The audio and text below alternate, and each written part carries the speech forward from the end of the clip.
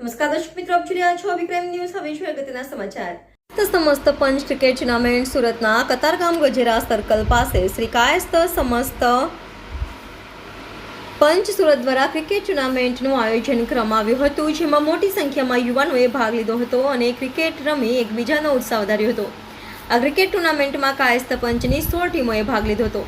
આ અંગે કાયસ્થ સમસ્ત પંચના ચેતનકુમાર હસમુખભાઈ કાયસ્થે જણાવ્યું હતું કે અમારા સમાજના ટ્રસ્ટીઓ દ્વારા આ વિશાળ ટુર્નામેન્ટનું આયોજન કરવામાં આવ્યું છે, જેમાં 16 જેટલી ટીમોએ ભાગ લીધો છે.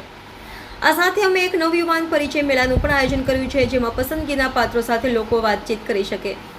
સુરતના ક્રિકેટ ટુર્નામેન્ટમાં આયોજનમાં અમદાવાદ, વલસાડ, ભરૂચ, અંકલેશ્વર, ગણદેવી, નવસારી, વડોદરા સહિતની ટીમોએ ભાગ લીધો છે અને પોતાનું ઉત્કૃષ્ટ પ્રદર્શન કર્યું છે.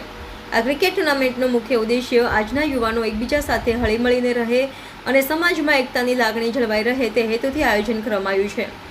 આ ક્રિકેટ ટુર્નામેન્ટમાં કાયસ્થ સમસ્ત પંચના લોકો ઉપસ્થિત રહ્યા હતા અને સૌએ સાથે મળી સમાજ સાથે રમતગમત અને વ્યવહારિક વાતચીતો કરી હતી. રિપોર્ટર નૈતિક રેશમવાળા, અભિક્રમ ન્યૂઝ, સુરત. મારું નામ ચિરાગ કાયસ્થ છે. આજરોજ કાયસ્થ પરિવાર વતી સુરત મુકામે કાયસ્થ પરિવારના અલગ અલગ જગ્યાએથી 16 જેટલી ટીમોએ ભાગ લઈ ક્રિકેટ ટુર્નામેન્ટનું આયોજન કરવામાં આવ્યું છે, જે સુરતના કતારગામ વિસ્તારમાં જે ગજેરા સર્કલ ગ્રાઉન્ડ છે ત્યાં છે.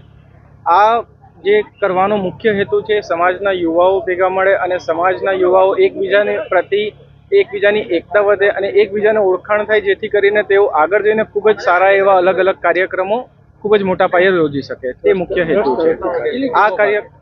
આ કાર્યક્રમ સુરત ટ્રસ્ટ તરફથી, સુરત કાયસ્થ પરિવાર ટ્રસ્ટ તરફથી કરવામાં આવ્યો છે.